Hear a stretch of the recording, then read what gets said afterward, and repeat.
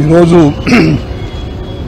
తురకపాలెం నుంచి మరొక patient government ఆసుపత్రిలో చేరారని తెలిసి శైలనాథ్ గారు, నేను, కిరణ్ గారు, మూర్తి గారు, పట్టణ అధ్యక్షురాలు నూరి ఫాతిమా గారు ఒక టీమ్గా అనివార్యంగా బయలుదేరి రావాల్సి వచ్చింది.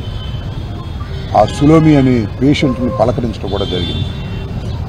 చాలా దురదృష్టకరం. 5 మాసాల నుంచి కూడా ఈ తురకపాలెం అనేది ఒక అంతులేని కథలాగా కొనసాగుతూ ఉంది.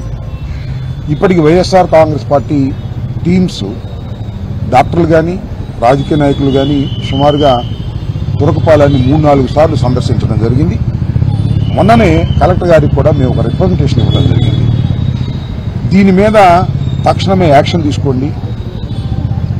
కొద్ది మాసంలోనే, కొద్ది టైంలోనే 45 మరణాలు ఆ గ్రామంలో సంభవించాయి. ఒక విచిత్రమైన వ్యాధి రావడం, ఆ వ్యాధి వల్ల మరణించడం అనేది చాలా దురదృష్టకరమైనటువంటి పరిణామం. అయినా కూడా ప్రభుత్వం ఇంతవరకు ఈ వ్యాధిని నివారించలేకపోవడం చాలా దురదృష్టకరం.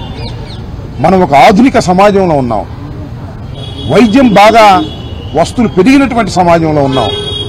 గుంటూరు కోతవేటు దూరంలో ఉన్నటువంటి గ్రామంలో కూడా 5 నెలలకు కూడా ఈ వ్యాధిని నివారించలేకపోయారు అంటే ఇది ప్రభుత్వ అసమర్థత, అలసత్వం అని మరోసారి చెప్పదలుచుకున్నాం. అనేక సందర్భాల్లో చెబుతున్నప్పటికీ కూడా ఈ ప్రభుత్వం దీని మీద దృష్టిని సారించలేకపోతోంది. ఇది చాలా దురదృష్టకరమైన పరిణామం. దీని మీద తక్షణమే ఇప్పటికైనా నిద్రపోతున్నటువంటి ప్రభుత్వం లేచి వారికి రక్షణ కల్పించవలసిన అవసరం ఉన్నది. అక్కడ అనేక చర్యలు తీసుకోవాల్సిన అవసరం ఉందని మరొకసారి ఈ సులోమి అనే మహిళ ఆరోగ్యం దెబ్బతినేటటువంటి పరిస్థితుల్లో మేము వచ్చి పలకరించి ప్రభుత్వానికి హెచ్చరిక చేద్దామనే ఉద్దేశంతో మేము రావడం జరిగింది. ప్రభుత్వం ఇప్పటికైనా సరైన సక్రమమైనటువంటి వైద్యం అందించాలి, తగిన చర్యలు తీసుకోవాలని మరొకసారి డిమాండ్ చేస్తున్నాం. మనం కలెక్టర్ గారిని కూడా కలిసి డిమాండ్ చేశాం.